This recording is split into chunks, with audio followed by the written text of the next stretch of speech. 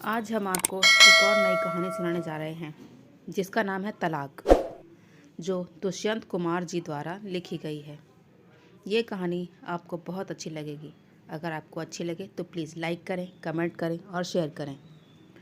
एक हंसता खेलता परिवार जिसमें माँ बाप, पति पत्नी और बच्चे और कुछ रिश्तेदार भी थे। एक बार की बात है, अचानक किसी बात पर पति पत्नी में आपस में कहासुनी हो गई। पति से रहा नहीं गया और उसने पत्नी को 2-3 थप्पड़ जड़ दिए। अब पत्नी को भी गुस्सा आ गया और उसने अपना सैंडल उतारकर पति की तरफ फेंका। सैंडल का एक सिरा पति के सिर से छूता हुआ निकल गया। मामला तभी रफा दफा हो जाता, लेकिन पति ने इसे अपनी तौहीन समझा। रिश्तेदारों ने मामला और पेचीदा बना दिया। न सिर्फ पेचीदा बल्कि संगीन। सब रिश्तेदार ने इसे खानदान की नाक काटना कहा। यह भी कहा कि पति को सैंडल मारने वाली औरत न वफादार होती है न पतिव्रता। इसे घर में रखना अपने शरीर में मियादी बुखार पालने रहने जैसा है। कुछ रिश्तेदारों ने तो यह भी पश्चाताप जाहिर किया कि ऐसी औरतों को भ्रूण ही समाप्त कर देना चाहिए। बुरी बातें चक्रवर्ती ब्याज की तरह बढ़ती हैं। दोनों तरफ खूब आरोप उछाले गए। ऐसा लगता था जैसे दोनों पक्षों के लोग आरोपों का वॉलीबॉल खेल रहे हैं। लड़के ने लड़की के बारे में और लड़की ने लड़के के बारे में कई असुविधाजनक बातें कहीं। बात तलाक यानी डिवोर्स तक पहुंच गई। मुकदमा दर्ज कराया गया। पति ने पत्नी की चरित्रहीनता का तो पत्नी ने दहेज उत्पीड़न का मामला दर्ज कराया। 6 साल तक शादीशुदा जीवन बिताने और एक बच्ची के माता पिता होने के बाद आज दोनों में तलाक हो गया। पति पत्नी के हाथ में तलाक के कागज़ों की प्रति थी। दोनों चुप थे, दोनों शांत, दोनों निर्विकार। मुकदमा 2 साल तक चला। 2 साल से पत्नी अलग रह रही थी और पति अलग। मुकदमे की सुनवाई पर दोनों को आना होता। दोनों एक दूसरे को देखते जैसे चकमक पत्थर आपस में रगड़ खा रहे हों। दोनों गुस्से में होते, दोनों में बदले की भावना का आवेश होता। दोनों के साथ रिश्तेदार होते जिनकी हमदर्दियों में ज़रा ज़रा विस्फोटक पदार्थ भी छिपा होता। लेकिन कुछ महीने पहले जब पति पत्नी कोर्ट में दाखिल होते तो एक दूसरे को देखकर मुंह फेर लेते, जैसे जानबूझकर एक दूसरे की उपेक्षा कर रहे हों। वकील और रिश्तेदार दोनों के साथ होते। दोनों को अच्छा खासा सबक सिखाया जाता कि उन्हें क्या कहना है। दोनों वहीं कहते। कई बार दोनों के वक्तव्य बदलने लगते, वो फिर संभल जाते। अंत में वही हुआ जो सब चाहते थे, यानी तलाक। पहले रिश्तेदारों की फ़ौज साथ होती थी, आज थोड़े से रिश्तेदार साथ थे। दोनों तरफ के रिश्तेदार खुश थे। वकील खुश थे, माता पिता भी खुश थे। तलाकशुदा पत्नी चुप थी और पति खामोश था।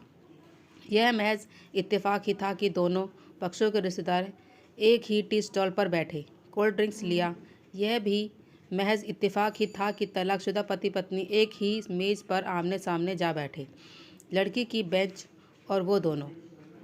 कॉन्ग्रेचुलेशंस, आप जो चाहते हैं वही हुआ, स्त्री ने कहा। तुम्हें भी बधाई, तुमने भी तो तलाक देकर जीत हासिल की। पुरुष बोला, तलाक क्या जीत का प्रतीक होता है?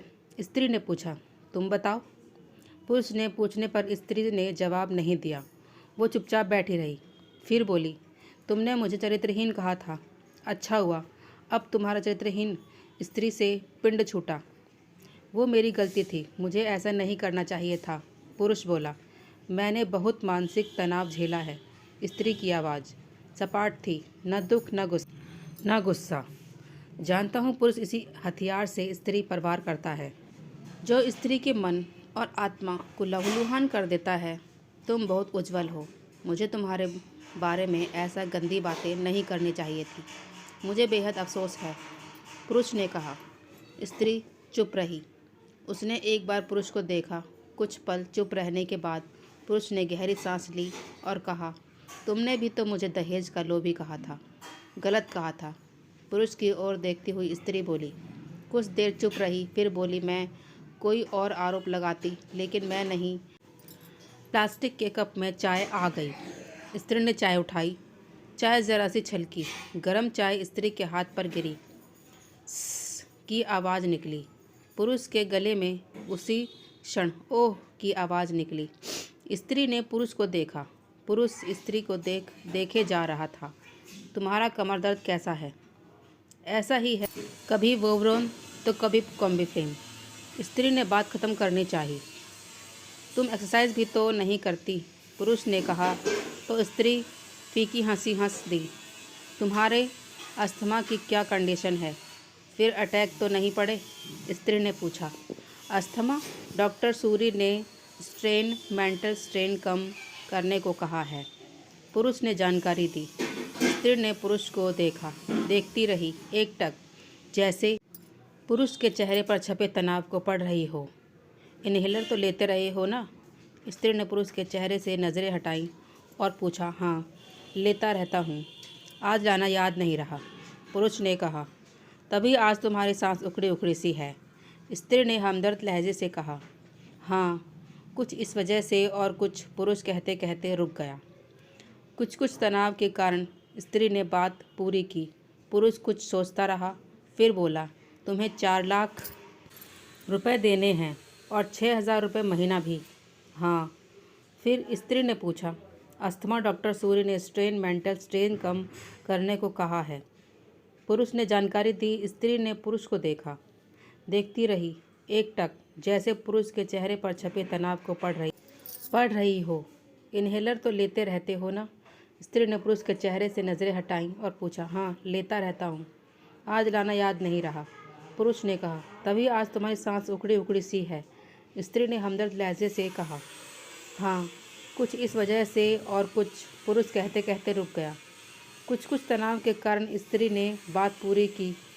पुरुष कुछ सोचता रहा, फिर बोला, "तुम्हें 4 लाख रुपए देने हैं और 6,000 रुपये महीना भी।"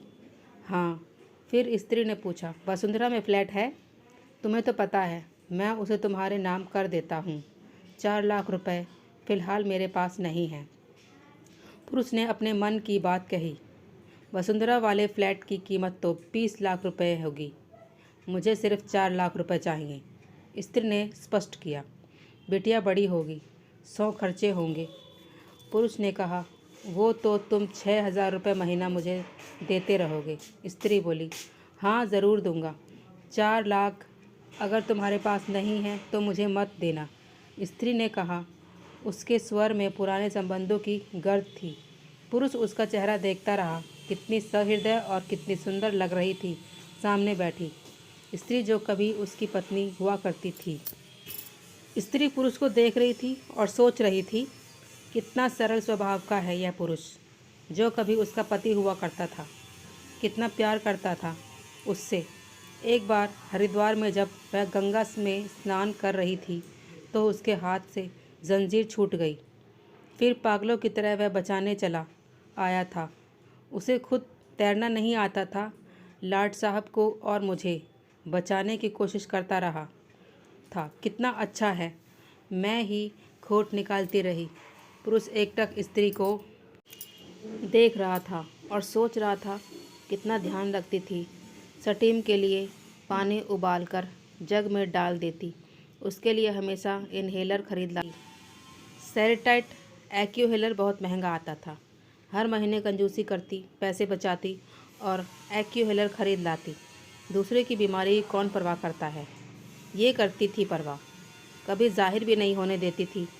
कितनी संवेदना थी इसमें। मैं अपनी मर्दानगी के नशे में रहा।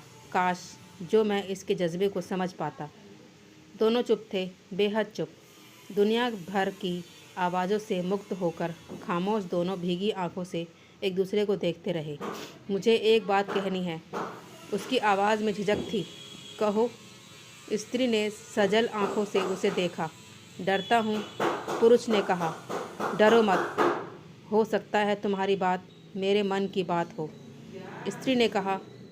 "तुम बहुत याद आती रही," पुरुष बोला। "तुम भी," स्त्री ने कहा। "मैं तुम्हें अब भी प्रेम करता हूँ." "मैं भी," स्त्री ने कहा। दोनों की आंखें बहुत ज़्यादा ही सजल हो गई थी। दोनों की आवाज़ जज्बाती और चेहरे मासूम। क्या हम दोनों जीवन को नया मोड़ नहीं दे सकते? पुरुष ने कहा, कौन सा मोड़? हम फिर से साथ साथ रहने लगे, एक साथ पति पत्नी बनकर, बहुत अच्छे दोस्त बनकर। ये पेपर? स्त्री ने पूछा। फाड़ देते हैं, पुरुष ने कहा और अपने हाथ से तलाक के कागजात फाड़ दिए। फिर स्त्री ने भी वही किया। दोनों उठ खड़े हुए, एक दूसरे के हाथ में हाथ डालकर मुस्कुराए। दोनों पक्षों के रिश्तेदार हैरान परेशान थे।